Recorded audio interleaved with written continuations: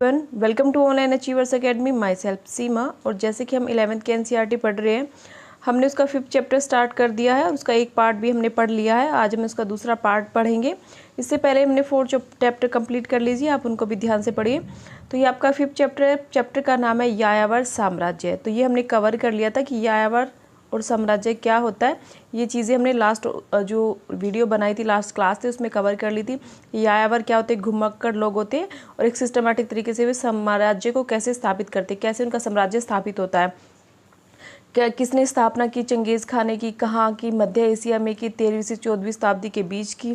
तो वो सारी चीज़ें हमने कवर कर लिए। कैसे ये लोग पहले रहते थे, कैसे कैसे इन्होंने फिर सिस्टम तरीके से अपनी लाइफ को बनाया, और इतिहासकारों ने इनके बारे में क्या क्या राय दी, किन किन इतिहासकारों ने इनके बारे में लिखा, बर्बर का मतलब क्या होता है, वो चीज़ें हम कवर कर चुके हैं।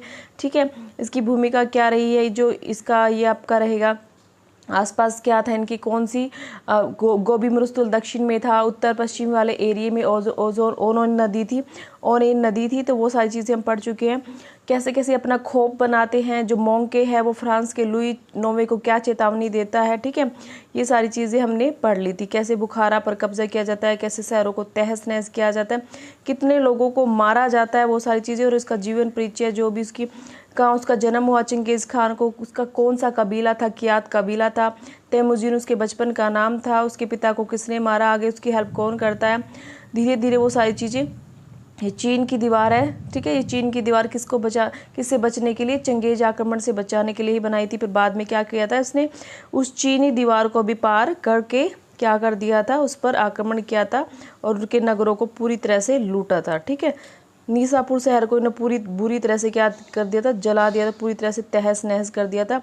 और इनकी सफलताओं के कारण थे इनकी सैनिकता, इनके घोड़े, ठीक है, इनकी फुर्तीले तीरंदाज सैनिक, उनके जो वो होते हैं चल, उस पर ये जो वर्ड यूज़ हुआ है ये वाला, हल्के चल उपस्कर, मतलब हल्के हल्के तरह के क्या बनाए इन्होंने, हथियार बनाए हैं। तो ये चीज़ें भी इम्पोर्टेंट है। ठीक है, नेफ्ता बमबारी है, घेराबंदी है, ये चीज़ें क्या है, ये उसके युद्ध में उसको विजयी करने के लिए काफ़ी इंपॉर्टेंट है। ठीक है, और यहाँ तक हमने कंप्लीट कर लिया था। तो आज का जो टॉपिक हम पढ़ेंगे, चंगेज़ खान के उपरांत मंगोल। मैं कह रहा है कि जो चंगेज़ खान है ना, उसका क्या होता है, मृत्यु हो जाती है 1227 में। उसके बाद कह रहे हैं कि उसके बाद फिर मंगोल कैसे कैसे प्रशासन को संभालते हैं। तो चंगेज़ खान की मृत्यु के पश्चात मंगोल साम्राज्य 2 भागों में डिवाइड हो जाता है। पहला चरण 1236 से 1242 तक और दूसरा चरण 1255 से 1300 तक। ठीक है, तो पहले चरण में रूस स्टेपी क्षेत्र, रूस का जो स्टेपी मतलब घास वाला क्षेत्र है, बुल्गार, कीव, पोलैंड तथा हंगरी में भारी सफलता इन्होंने प्राप्त की, मतलब इनको विजय जीत लिया। क्योंकि इनके जो अपने बेटे को चारों को ये प्रशासन दे के चला गया था कि चारों को मिलजुल कर ही अपना प्रशासन संभालना है, झगड़ा नहीं करना है। उसके बाद इस वाले दूसरे चरण में चीन, ईरान, इराक, सीरिया से विजय प्राप्त की। इन अभियानों के पश्चात साम्राज्यों की परिसीमाओं में स्थिरता आ गई। ठीक है, सन 1213 के बाद के दशकों में मंगोल, बस सीधा यही है कि चंगेज़ की मृत्यु के बाद 2 पार्टों में डिवाइड कर लिया गया। 1236 से 1242 और 1236 से 42 के बीच का एरिया ये वाला जीता था, और 1255 से 1300 तक के बीच का एरिया ये वाला जीता। स्पेशल चीन को के बारे में वर्ड आए तो ये 1279 में इसको पूरा कम्प्लीटली जीत लिया था, ऐसा कहा जाता है। सन 1203 के बाद दशकों में मंगोल की सेना को बहुत, मतलब ये कह रहे हैं कि धीरे धीरे क्या ना चीज़ें कुछ डिफरेंट होने लगी थी। ठीक है, इनका जो वो था सैनिक अभियान, उसके मतलब उसको जो आवेग था सैनिकों का, उनको संभव रखना थोड़ा मुश्किल हो गया था। इसकी रीज़न क्या था, मतलब जो ये विजय धड़ाधड़ प्राप्त कर रहे थे ना, तो 1960 में एक ऐसा दशक आया था कि वो चीज़ें थोड़ी ढीली पड़ गई थी और ये आगे ज़्यादा अटैक नहीं कर पा रहे थे। तो उसका रीज़न क्या था, इसका रीज़न क्या बताते हैं कि वैसे तो इनका अधिकार था वियना एरिया था ना, वियना, और पश्चिमी यूरोप एवं मिस्र जैसी सेनाओं पर इनका अधिकार था। मिस्र वाले एरिया पर इनका अधिकार था, पश्चिमी यूरोप पर भी अधिकार था। बट क्या हुआ, हंगरी था ना, जो हंगरी का स्टेपी, वो घास वाला क्षेत्र से, और मिस्र ने इनको पराजित कर दिया था एक बार। तो इसका रीज़न क्या था, इनकी जो राजनीतिक प्रवृत्तियाँ, मतलब अब इनको उत्तराधिकार राजनीति को लेके अपने अपने क्या झगड़े होने शुरू हो गए थे भी। ये अपने अपने वंश को इम्पोर्टेंस देने लगे थे, क्योंकि इसके 4 बेटे थे। ठीक है, 4 बेटे थे, अपने अपनी चीज़ों को इम्पोर्टेंस देने लगे थे, जिसमें आप ये सोचते थे कि ये मेरा वंश चले, वो सोचते थे मेरा वंश चले। तो इस तरह से इसमें क्या है, ये है इसके बेटा ये है चंगेज़, ठीक है। चंगेज़ यहाँ सबसे मतलब एक पूरी पेड़ बनाया, उसकी शाखा बनाई हुई है, उस पर दिखाया गया। चंगेज़ हो गया। आगे धीरे धीरे इनके बच्चे हो गए। बच्चे कौन कौन है अभी इनके, जैसे ओगोजी जो अभी करंट में हम पढ़ेंगे, जोची, चंगताई, ठीक है। ये फिर आगे इनसे इनके बेटे हो गए, मोंग के, पोता हो गया इसका मोंग का, ठीक है। ये जो मैंने आपको पढ़ाया था मोंग के, और कबुलाई, हलाकू, आरिक, बोके, गोमुख, बरके, ये सारे क्या है, तुलुई, ये इनके ही सारे वंशज हैं। तो ये पहले ये दोनों स्टार्ट होते हैं, ये अपनी अपनी शाखाओं, अपने अपने राजवंशों को बढ़ाते हैं। फिर चगताई वंश, मोंग के वंश, ये मतलब क्या होता है, ये बेटा अपने वंश को बढ़ाएगा, इसका बेटा अपने वंश को बढ़ाएगा, मतलब अपनी राजनीति को आगे लेना चाहेगा। तो ये थोड़ी थोड़ी राजनीतिक एक पॉलिटिक्स होने लग जाती है इनकी आपस में। तो उस चीज़ को लेकर ही क्या होने लगता है, इनके बीच में झगड़े, इश्यू होने लगते हैं। तो वही चीज़ें हैं कि आने वाले टाइम में क्या होता है, इनके आपस में क्या होती है, शत्रुता होने लग जाती है, अपने अपने वंश को क्या आते बढ़ाने लग जाते हैं। तो वो चीज़ें भी ये सारे के सारे हैं। तो अभी बार बार नाम आएगा तो कंफ्यूज मत होना। चंगेज़ है, ओगोदेई है, चंगताई है, जोची है, बातू, बरके, गोमुख, तलुई, आरिक, बोके, हलाकू, कबलाई, मोके। तो ये सारी चीज़ें, मोंके, ये सारी चीज़ें इनके बेटे पोते हैं। तो जब अब बार बार नाम आएंगे तो आप बिल्कुल भी कंफ्यूज मत होना। तो क्या होता है, ये बता रहा है कि ये जो हारने लगे थे, पराजित हुए थे मिस्र की सेनाओं से, इसका रीज़न क्या था कि राजनीतिक प्रवृत्तियाँ। मंगोल परिवार, मंगोल कौन है, चंगेज़ खान है। मंगोल परिवार ही तो था उनका। मंगोल परिवार उत्तराधिकारियों को लेकर जो आंतरिक मतलब मन ही मन में इनकी क्या चलती रहती है, राजनीति चलती रहती है। प्रथम 2 पीढ़ियाँ जो मैंने आपको बताई थी, जोची और ओगोदेई के उत्तराधिकारी महान खान राज्य पर नियंत्रण स्थापित करने के लिए एकजुट हो गए। ये कह रहे हैं कि जो प्रथम 2 पीढ़ियाँ थी ना, जो शाखा में बनी हुई थी स्टार्टिंग में, इसके दोनों बेटे हैं, ये जोची और ओगोदेई, ये दोनों क्या होते हैं, ये पूरे के पूरे मतलब नियंत्रण करने में एकजुट हो जाते हैं। अब उनके लिए यूरोप में अभियान करने की अपेक्षा अपने हितों की रक्षा करना इम्पोर्टेंट हो गया। जो इन्हें लगा कि जोची है जो वो अपनी चीज़ों को ज़्यादा बढ़ा लेगा, ओगोदेई, जोची को लगा कि ओगोदेई अपनी चीज़ों को ज़्यादा बढ़ा लेगा। तो ये दोनों बाहर जाने की बजाय, नियंत्रण करने की बजाय अपने एक आप को ही समेटने लगे कि हम अपनी रक्षा करें। दूसरी स्थिति तब उत्पन्न हुई जब चंगेज़ खां के वंश की तोलुयिद शाखा, एक शाखा और थी चंगेज़ खां की, ठीक है, क्योंकि अलग अलग शाखाएं थी, अलग अलग पितर, एक मामा की तरफ से हो गया, एक माँ उसकी तरफ से हो गया, बुआ की तरफ से, ऐसे वंश होते हैं ना। तो चंगेज़ खान का एक और वंश था तोलुयिद शाखा, ठीक है, क्योंकि आपको पता है कि स्टार्टिंग में एक शाखाओं में बट गए थे, अलग अलग कबीले में बट गए थे। तो इसका फादर था वो कियात कबीले से था, अलग है, ये तोलुयिद शाखा अलग होती है, ठीक है। तोलुयिद शाखा के उत्तराधिकारी ने जोची और ओगोदेई वंशों को कमजोर कर दिया, ठीक है। किसने, तोलुयिद शाखा ने। लाके क्या बता रहे हैं कि आपस में झगड़े होने लगे। एक ये तोलुयिद शाखा आई, ये भी इन दोनों इसके दोनों बेटों की जो राजनीति है उनको कमजोर करने लगी। आगे फिर इसका तीसरा बेटा था तोलुई, तीसरा पुत्र कौन था, सबसे छोटा पुत्र चंगेज़ का तोलुई, उसका जो बेटा था फिर वो आगे क्या करने लगा, वो आगे अपने क्या करने लगा, अपनी शाखाओं को वृद्धि करने लगा, चीन में इंटरेस्ट लेने लगा। तो वो सारी चीज़ें होने लगी, मतलब कुल मिला के ये अपने उत्तराधिकार में बिजी हो गई, ठीक है। नेक्स्ट चलते हैं सामाजिक, राजनीतिक और सैनिक संगठन। सामाजिक का मतलब क्या होता है कि समाज में कैसी राजनीति चलती थी, कैसा सैनिक संगठन चलता था, तो वो सारी चीज़ें हम पढ़ेंगे, ठीक है। मंगोल और अन्य अनेक यायावर मतलब ये कह रहे हैं, मैं पैराग्राफ्स बार बार आपको नहीं बताती, कि जो क्या थे, हर एक वयस्क मतलब 18 साल से ऊपर या हर एक तंदुरुस्त हट्टा खट्टा जो भी लड़का होता था वो क्या था, हथियारबंद हुआ करता था, उसके पास हथियार होते थे, कंपलसरी था, ठीक है। पहले क्या थी, पहले सब अपने कबीलों के लिए, कबीले होते थे ना अलग अलग, तो अपने कबीलों के लिए क्या थे, अपने कबीलों के लिए भरोसेमंद थे, अपने कबीलों के लिए ईमानदार होते थे। सैनिक जैसे इस कबीले के थे तो उनका सरदार जो कहता था वो करते थे, इस कबीले में सैनिक थे सरदार के अकॉर्डिंग करते थे। बट क्या हुआ, जब ये चंगेज़ खां था ना, चंगेज़ खां, ठीक है, चंगेज़ खां ने जब क्या किया, सार्वभौम सत्ता प्राप्त कर ली, उसको सरदारों ने सार्वभौम सत्ता दे दी और सभी कबीलों का एक एक मेंबर उस सरदार की जो ग्रुप था, संघ था, उसमें शामिल थे, ठीक है। तो जब ये सारे के सारे सैनिक भी अब किसके लिए काम करने लगे, चंगेज़ खां के लिए, ठीक है, ये सारे सैनिक भी चंगेज़ खां के लिए ही काम करने लगे, इसके लिए ही क्या हो गई है, इसके लिए ही ये अपने ईमानदार हो गए। तो इसमें ये बताया जा रहा है कि धीरे धीरे क्या होने लगा, एक सैनिक शक्ति के रूप में उभर के सामने आया। सब कबीले अब इसके सैनिक इसके लिए ईमानदार होने लगे। अब वो अपने सरदारों की नहीं, अपने शासक की बात मानने लगे। ठीक है, तो यही चीज़ इसके अंदर बताई जा रही है। ये कह रहा है कि जो भी कबीले थे ना, जैसे तुर्की मूल, अब ये तो मंगोल थे, तो जो तुर्की मूल वाले कबीले वाले लोग थे वो भी इसकी साइड हो गए। ठीक है, कैराराइट कबीला था, ये भी इसकी साइड हो गए। तो सारी पुरानी स्वतंत्रता के बाद भी एक महासंघ बन गया। तो कुल मिला के सैनिक तैयार हो गए बहुत सारे। ठीक है, तो यही बताना चाह रहा है कि सैनिक कैसे तैयार हुए। उसने क्या किया, सबसे पहले अपनी एक दशमलव प्रणाली का प्रयोग किया, पुरानी दशमलव प्रणाली पद्धति के अनुसार गठित किया। दशमलव प्रणाली क्या होती है, देखो, सेना को दशमलव प्रणाली से किसने गठित किया, चंगेज खान ने। ठीक है, कैसे, 10 सैनिक होते ही, जैसे लिखा हुआ है 10, 100, 1000, 10,000, 10 सैनिक हुए, उसका एक ग्रुप बना दिया, उस पर एक अधिकारी होता है। ठीक है, उसके बाद 100 सैनिक होते हैं, 100 सैनिक। ठीक है, उस पर क्या होते हैं, 100 सैनिक हो गए तो वे 10 टुकड़ियों में डिवाइड होंगे ना, 10-10 का। ठीक है, पर उनका एक अधिकारी, 100 पर एक अधिकारी कर दिया गया। ठीक है, ऐसे कर दिया गया।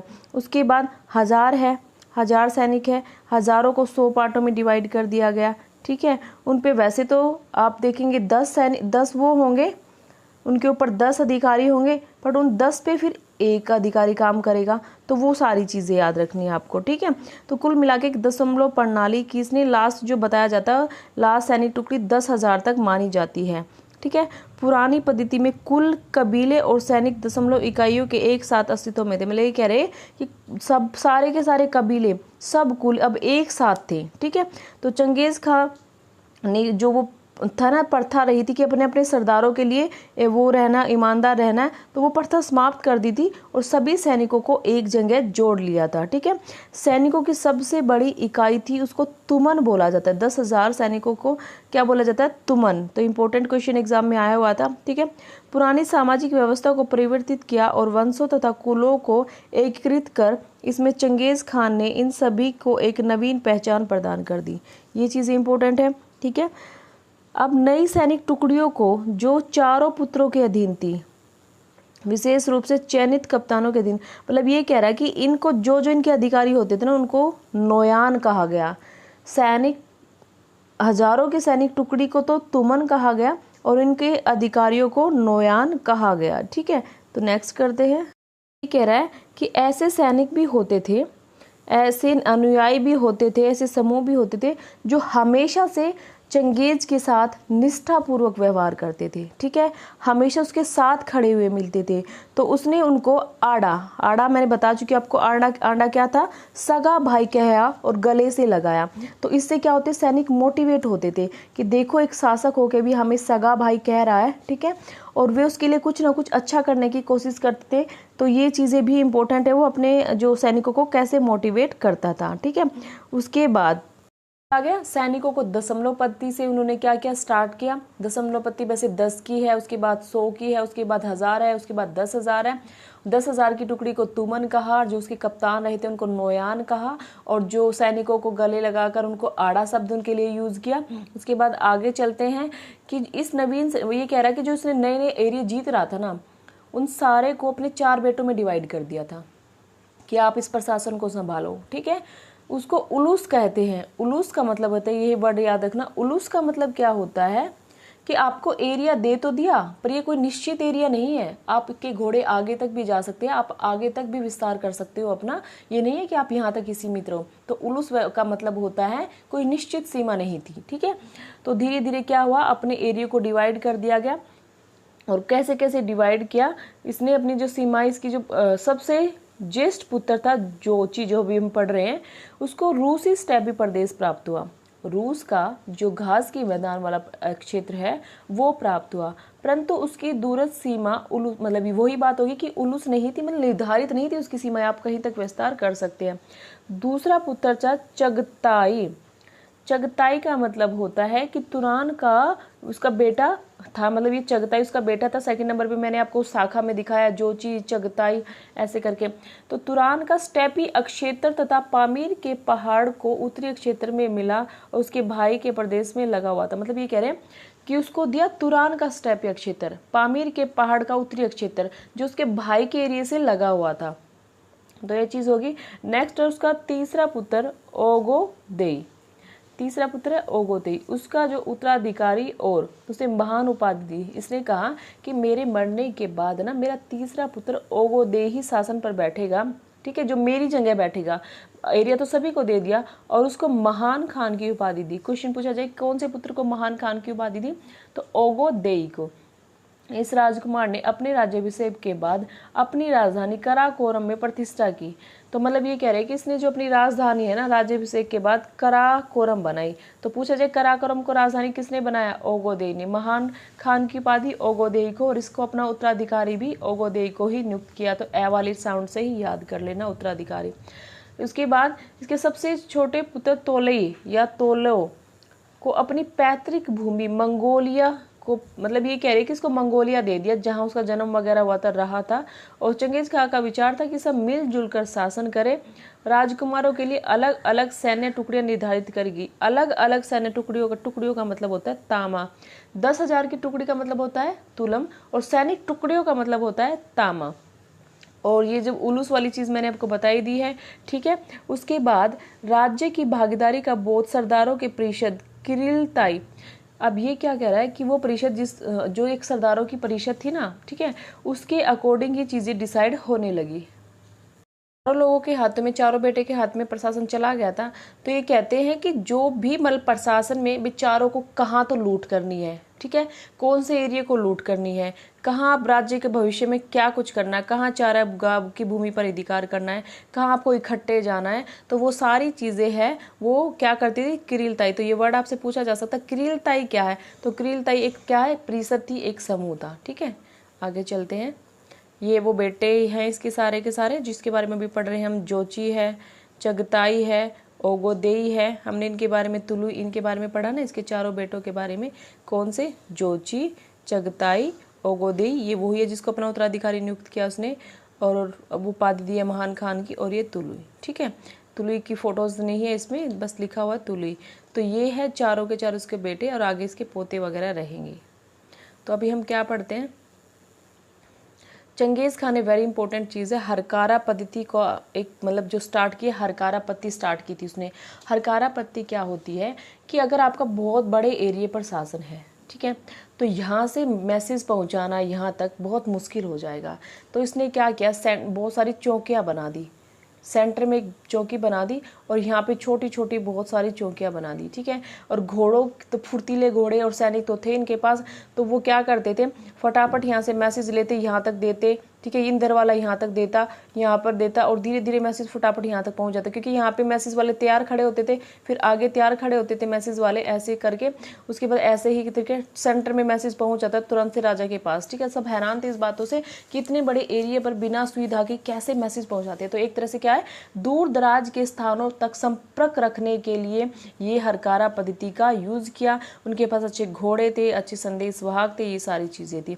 उसके बाद एक चीजें थी यहाँ पे, एक और वर्ड यूज हुआ, कुबकुर। कुबकुर का क्या मतलब था, कुबकुर का मतलब ये था कि जो मंगोल सैनिक थे ना, जो मंगोल लोग थे, ठीक है, उनके पास अगर कुछ भी वो अपनी तरफ से देश के लिए, अपने साम्राज्य के लिए कुछ सेवा देना चाहते हैं, तो वो अपना जो भी आमदनी थी उसका 1/10वां हिस्सा दे सकते थे। जैसे आपके पास 10 घोड़े हैं तो आप 1 या 2 घोड़ा अपने प्रशासन को दे सकते हैं। आपके पास 40 घोड़े हैं तो आप 4 दे सकते हैं। भेड़ है, बकरी, कुछ भी है, मतलब एक तरह से जैसे हमारे यहाँ टैक्स दिया जाता था ना, ठीक है, बलि कर या अपनी इच्छा से दिया जाने वाला कर, वो वाला कर या विष्टि कर, इस तरह जो कोई कर होते थे ना, तो इनके काल में भी जो कर होता था वो टैक्स तो नहीं होता था पर अपनी इच्छा से दिया जाता हिस्सा था, जिसको कुबकुर बोला गया था। तो ये वर्ड दोनों हैं, हरकारा पद्धति और कुबकुर पद्धति। चंगेज खान की मृत्यु के उपरांत इस हरकारा पद्धति याम की में सुधार, थोड़ा बहुत चेंज किया गया, सुधार किया गया। हरकारा पद्धति को याम पद्धति भी बोला गया है, देख लीजिए ध्यान से, ये लिखा हुआ है याम, ठीक है, ये चीजें हैं। नेक्स्ट है अभी क्या कह रहा है कि जब आगे आगे विजय लोगों को जीता जाने लगा, नए एरिया को जीत रहे थे इसके बच्चे, उन मतलब उनको क्या था, कोई इंटरेस्ट नहीं था। जो जो लोग जीते जाते थे ना, वो अपने शासक को पसंद नहीं करते थे, क्योंकि ये बहुत सारे नगरों को जलाते थे, खेती को अस्त व्यस्त कर देते थे। ठीक है, इनका उनमें लोगों का इनमें कोई इंटरेस्ट नहीं था, वो इनको बिल्कुल पसंद नहीं करते थे। तो वही चीज़ें बता रहे हैं कि ये चीज़ें इतनी फैलने लगी थी, धीरे धीरे इन पर क्या हुआ था, विराम लगाना शुरू किया था। कैसे, ये समझ लिए क्या क्या है इस पैराग्राफ्स में, क्या कह रहा है इस पैराग्राफ्स में, जो यहाँ से स्टार्ट होके यहाँ से, और क्या कह रहा है ये इसमें कह रहा है कि ये वाली जो चीज़ें हैं ना, इसमें कह रहा है कि जब ये जो ये सारे के सारे इसके बेटे वगैरह थे चंगेज़ खां के, तो ये क्या करते थे, चंगेज़ खां भी हुआ या इसके बेटे हुए, ठीक है, ये सब एरियो को क्या करते थे, जला देते थे, किसी को चौपट कर देते थे, वहाँ लूट मार मचाते थे। ठीक है, नहरें वगैरह सूख गई थी इनके काल में, और ये चीज़ों की मरम्मत भी नहीं कराते थे। तो वो क्या थे, लोग इनको पसंद नहीं करते थे। तो फिर बाद में कुछ शासक ऐसे आए जिन्होंने ये सलाह दी भी ऐसा नहीं करना चाहिए, अगर आप ऐसा करोगे तो चीज़ें बहुत ही अस्त व्यस्त हो जाएंगी। तो मंगोलिया तथा नवीन साम्राज्य का केंद्र कराकोरम की ओर बढ़ गया। ठीक है, जो केंद्र था कौन सा था, कराकोरम था। उन्होंने क्या किया कि चीज़ों को कुछ सेटलमेंट करने की कोशिश की। ठीक है, तो कराकोरम कहाँ पे है, कराकोरम ये रहा भाई। ठीक है, कराकोरम क्या था, इनका केंद्र रहा था। अब क्या किया इन्होंने, यात्रियों के लिए कुछ सुविधाएं की कि भी हम इस लूटपाट को, इस चीज़ों को कुछ करते हैं। ठीक है, तो क्या किया, संचार और यात्रियों के लिए सुलभ यात्रा आवश्यक कराई गई। क्या कराया गया कि उनको लिए एक फारसी में मतलब एक भेजा, मतलब एक पास दे दिया गया, एक तरह से यात्रियों को पास दे दिया गया, भी पास दिखा देना, बोल देना हम उनकी तरफ से हैं, आपको कोई कुछ नहीं कहेगा। तो पास को क्या बोला जाता है, पैजा। तो याद रखना, पास को पैजा बोला गया।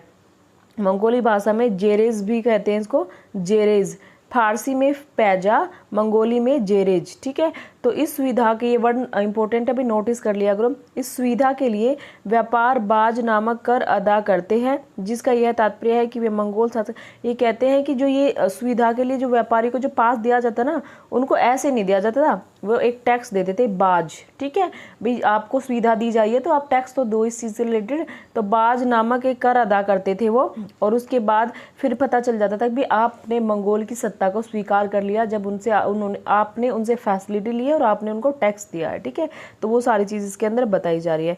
नेक्स्ट चलते हैं।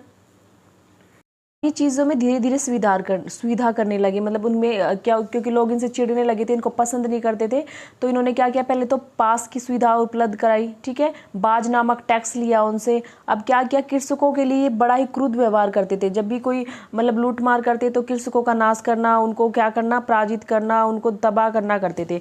तो कहते हैं उसका जो एक पोता था ना, पोता रहा है, किसका रहा है, आपके चंगेज का, कबूलई खान। इसने कृषकों और नगरों के रक्षक के रूप में उभरा। ये क्या, कृषकों और नगरों के रूप में उभरा। कुछ इसने किया, क्या कुछ किया करता है उनके लिए, कि ये उनको कहता है कि कृषकों को मत लूटो। ठीक है, एक बार उसने अपने भाषण में कहा कि अगर ठीक है आप ऐसा करना चाहते हो, उनको लूट मार करना चाहते हो, मारना चाहते हो, तो आपको आने वाले भविष्य में कृषि कहाँ से मिलेगी, आपको खाद्य रसद कहाँ से मिलेगा, तो ये जो अत्याचार करने हैं ये बंद कर दो। ठीक है, तो अत्याचार करने बंद कर दो, ये सब चीज़ें कही। खान, गजन खान का भाषण देखिए। गजन खान पहला ईरानी शासक था, ये एक शासक था गजन खान। ठीक है, और जिसने धर्म परिवर्तन कर इस्लाम ग्रहण किया हुआ था। उसने अपने मंगोल तुर्की यायावर सेनापति को निम्न भाषण दिए, जिसे संवतः इसके ईरानी वजीर रसूदीन ने लिखा था और जिसे मंत्री के पत्रों में शामिल किया गया।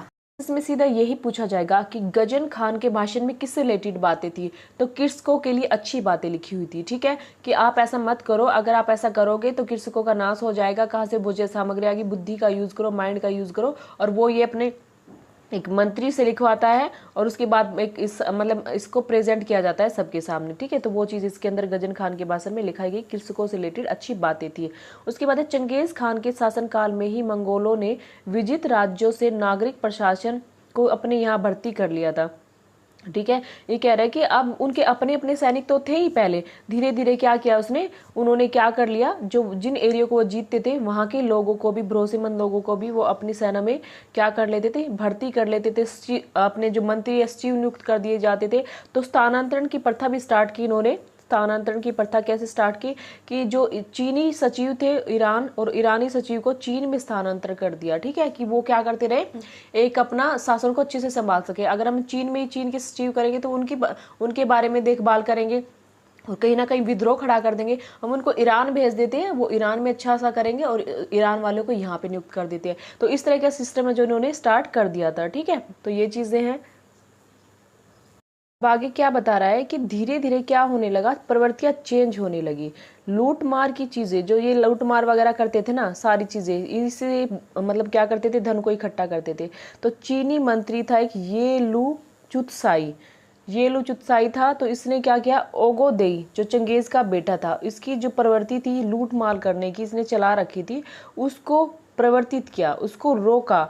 ठीक है, ऐसे ही क्या था कि जो वजीर रशीदुद्दीन था ना, वजीर रसूद्दीन, उसने भी गजन खान के भाषण में इसी तरह की बातें की कि लूट मार वगैरह चीजें बंद कर दो। उसके बाद मंगोल ने जो लिमिटेड जगह है आप वहाँ पे रहो, वहाँ पे अच्छे से किसानों से कार्य कराओ, तो वही सारी चीजें क्या रहेंगी, बेस्ट रहेंगी। अब ये क्या कह रहा है कि जो लूट वगैरह की जो प्रथा है वो समाप्त करने लगी, तो एक निश्चित रूप पर उन्हें रहना लगे कि सबको आप निश्चित रूप पे ही रहना, और वहीं पे आपको खेती करनी है, तो और वहीं पे आपको क्या करना है, सिस्टम से रहना है। ठीक है, तो वो चीजें स्टार्ट होगी। तो किस चीज की होड़ स्टार्ट हुई, फिर चारागाह की स्टार्ट होगी। ठीक है, चारागाह भूमि चाहिए सबको, क्योंकि हमें एक ही जगह रहना है, तो क्या करेंगे, हमें घोड़ों को खाने के लिए कुछ चाहिए, तो चारागाह भूमि की होड़ लगने लगी कि हम कहाँ जाएं और जहाँ सिस्टम से रह सके। तो चीन और ईरान दोनों पर शासन करने के लिए आए टोलुई वंश। तो एक नया वंश आया, टोलुई के वंशज युआन और इल अली खान के वंशों की स्थापना, जो मैंने अभी पढ़ाया आपको। इल मतलब एक वंश आया टोलुई, अब नया वंश कौन सा आया, टोलुई वंश, और उसके वंश के ने युआन और इली खान के वंशों की स्थापना की, और उन्होंने जोची, ठीक है, इन्होंने सुनहरा गिरोह। अब जस्ट इसमें तो बहुत कंफ्यूजन क्रिएट करता है, मैं आपको बताती हूँ। 1230 के बाद का टाइमिंग स्टार्ट हो जाता है, लूटमार की व्यवस्था को खत्म कर दिया जाता है। ठीक है, नए नए वंश आने लगते हैं और चारागाह की होड़ स्टार्ट हो जाती है। ठीक है, उसके बाद टोलुई वंश आता और उसने युआन और इल खानी नए वंश की स्थापना की थी। उसके बाद जोची था जो इसका बेटा रहेगा जोची। ठीक है, इसने एक सुनहरा गिरोह की स्थापना करता है, और ये कहाँ पे है सुनहरा गिरोह, मतलब गोल्डन होर्ड, इसका मतलब होता है रूस के स्टेपीय क्षेत्रों पर कब्जा कर लिया। रूस के स्टेपीय क्षेत्रों को इसने सुनहरा गिरोह बोला गया है। ठीक है, चगताई के उत्तराधिकारियों ने तुरान के स्टेपीय क्षेत्रों पर राज किया, जिसे आजकल तुर्किस्तान बोला जाता है। तो तुर्किस्तान पर किसका अधिकार था, चगताई के उत्तराधिकारियों का। तुर्किस्तान कौन सा एरिया था, तुरान के स्टेपीय क्षेत्र थे। ठीक है, इस बात को ध्यान देने हो गया कि मध्य एशिया, चगताई के वंशज और रूस गोल्डन होर्ड के स्टेपी निवासियों में यायावर परंपराएं सबसे अधिक समय तक चली थी। मतलब ये कह रहे हैं कि ये उसके वंशज थे चंगेज खान के, कौन, चगताई, और गोल्डन होर्ड वाले कौन थे, जोची वाले, दोनों इसके बेटे के वंशज थे ना।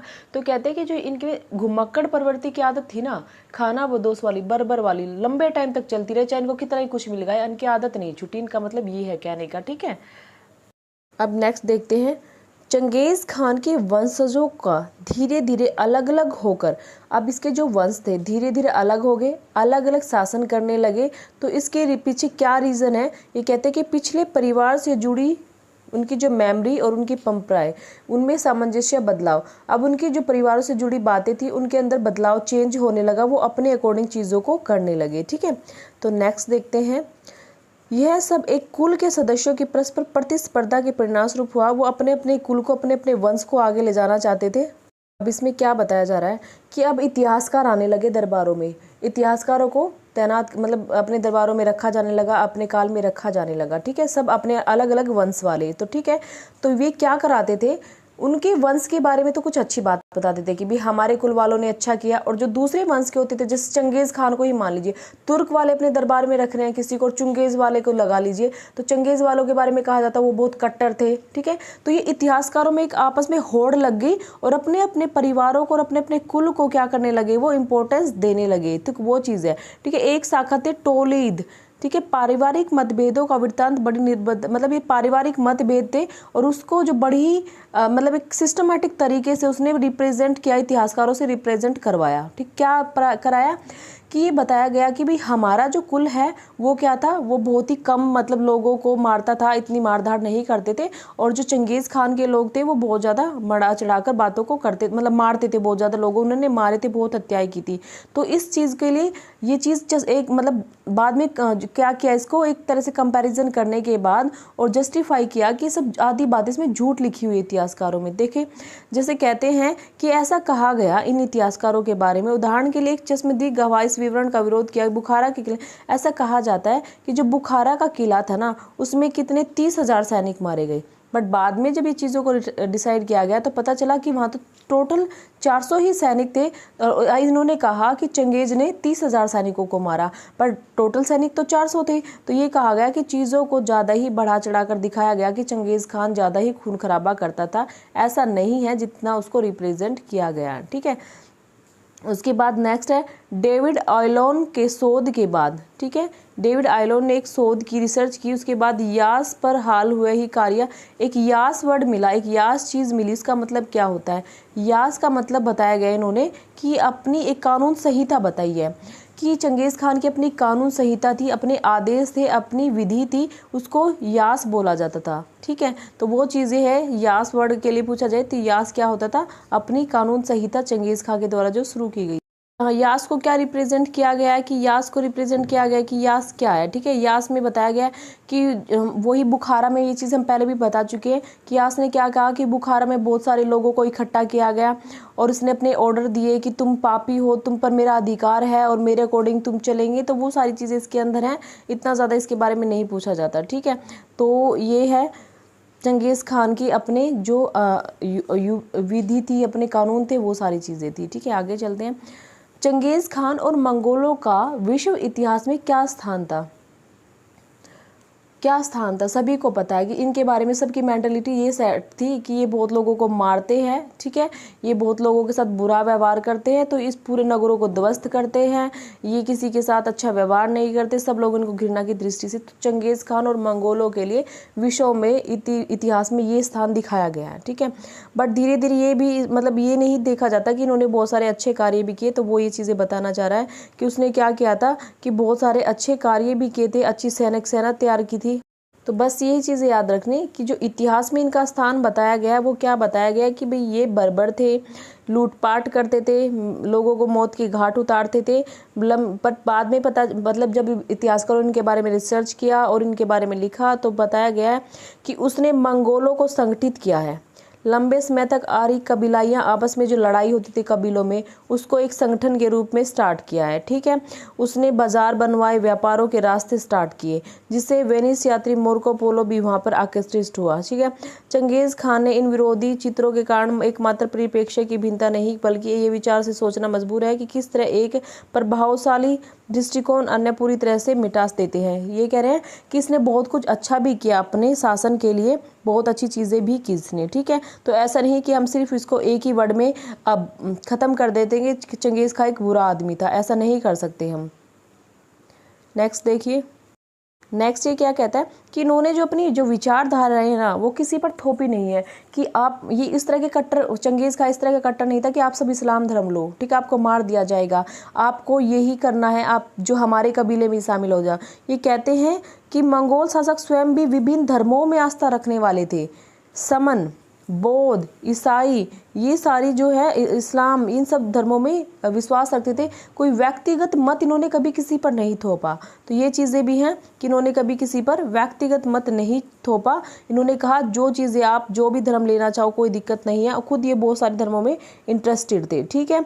इनका शासन बहुत सारी जातियों का, बहुत सारी भाषाओं, बहुत सारे धर्म से रिलेटेड था और अपने भविष्य विधान में कोई भय नहीं था। इनको कुछ नहीं थे कि आप पर ये चीज़ें थोपी गई हैं और आपको ये करनी है। तो कुल मिला के कह रहा है कि मंगोल एक तरह से उनकी आदर्श प्रणाली भी थी, वो आदर्शता को भी प्रस्तुत करते थे।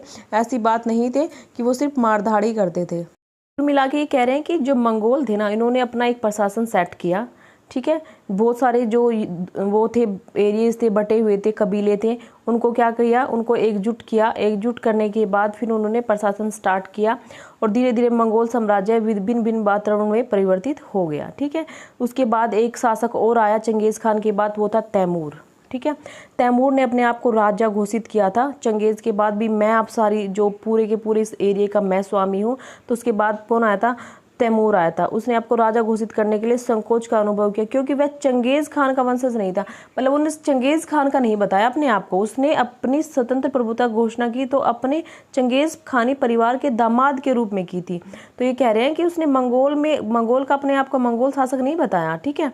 उसने अपने आप को क्या बताया कि मैं उनका जो दामाद है ना उसके वंशज का हूँ, ठीक है। दामाद के वंशज के रूप में अपने आप को उसने रिप्रेजेंट किया और रूसी नियंत्रण के बाद मंगोलिया एक स्वतंत्र राज्य के रूप में अपनी पहचान बना रहा है। उसने चंगेज़ खान को अपनी एक महान राष्ट्रक नायक के रूप में स्वीकार किया, जिसके बाद मतलब ये कह रहा है कि आज दशकों के रूसी न मतलब आज कह रहे हैं कि आज भी मानते हैं इस बात को कि चंगेज़ खान वाकई में कुछ था।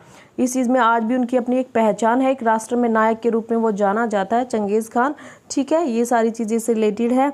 बस इसने अपने एक राष्ट्र का निर्माण किया, एक शक्ति का निर्माण किया, वो सारी चीज़ें हैं इससे रिलेटेड, बस और कुछ नहीं है।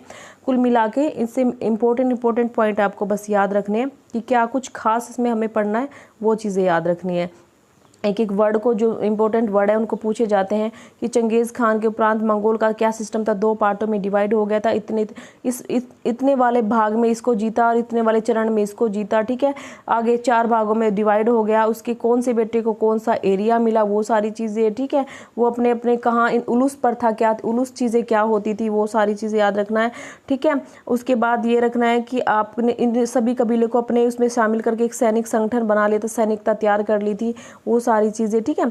नेक्स्ट क्या है कि क्या थी भाई सैनिक संगठन कैसे किया, एक दशमलव प्रणाली को यूज़ किया, सभी कुल और कबीले उसमें स्टार्ट हो गए थे, आने थे। नौयान कौन होते थे? नौयान इनके अधिकारी होते थे और तुमन क्या होते थे? तुमन इनके 10,000 टुकड़ी की जो उसको बोला जाता था। उलूस क्या था? जिसकी कोई सीमा निर्धारित नहीं थी, बस एक एरिया दे दिया जाता था, ये चीज़ें होती है, ठीक है। अलग अलग एरिया को बताया गया। तामा क्या है? सैनिक टुकड़ी है। किरिलताई क्या है? एक सरदारों की एक समूह था जिसमें सब कबीलों का एक एक सरदार हुआ करता था, ठीक है। उसके बाद नेक्स्ट है कि हरकारा पद्धति क्या होती थी, कुबकुर पद्धति क्या होती थी, ये सारी चीज़ें हैं, ठीक है। नहरों को क्या बोला गया? कनात बोला गया, उनकी नियमित मरम्मत नहीं कराई गई थी तो वो सूख गई थी, वो सारी चीज़ें इसके अंदर बताई गई है, ठीक है। पास को क्या बोला गया था? पैजा बोला गया था फारसी लैंग्वेज में, और मंगोली लैंग्वेज में जेरेज बोला गया था, ये चीज़ें हैं। और ये भी याद रखना कि इसके आसपास का एरिया क्या क्या पूछ लिया जाता है कि इसके उत्तर में क्या है, दक्षिण में क्या था, वो सारी चीज़ें हैं, ठीक है। तो ये चंगेज़ खान के बारे में गान खान के भाषण में क्या कहा गया, कृषकों के लिए किसने आवाज़ उठाई, कबूताई जो इसका वो था पोता था उसने आवाज़ उठाई थी, ठीक है। किसने लुटेरी वाली प्रथा को बंद किया था, तो ये लू चुतसाई ने बंद कराया था। और वजीर रसूदुद्दीन ने गजन खान के लिए भाषण भी इसी समय तैयार किया था। तो गजन खान ने जो भाषण तैयार किया था ना, वो वजीर रसूदुद्दीन ने किया था और बताया इसने था, तैयार उसने किया था। सुनहरा गिरोह किसको कहा गया? रूस के स्टेपी शासक मतलब एरिया को कहा गया, ठीक है। गोल्डन होर्ड जिसको कहते हैं, वो सारी चीज़ें इसके अंदर याद करनी है आपको। अब ये इतिहासकार अपने अलग अलग दरबार में अलग अलग इतिहासकार रखे जाते थे, ठीक है। तो वो अतिशोक्ति अलंकार यूज़ करते थे। चंगेज़ खान को ये कहते थे कि उसने कितने लोगों को मारा, ये सब चीज़ें हैं, वो सारी चीज़ें इसके अंदर बताई गई है। यास क्या होता था और आगे फिर चंगेज़ खान के लिए इतिहास में क्या मतलब स्थान है, इतिहास वाले लोग उसके बारे में क्या सोचते हैं, ठीक है। तो आज के लिए इतना ही काफ़ी है भाई। आप ध्यान से पढ़िए इन चीज़ों को और इसको अच्छे से नोट्स बनाइए, क्योंकि एनसीईआरटी आपके लिए बहुत ज़्यादा इम्पोर्टेंट है, बहुत ज़्यादा रोल है इसका। Okay, bye bye.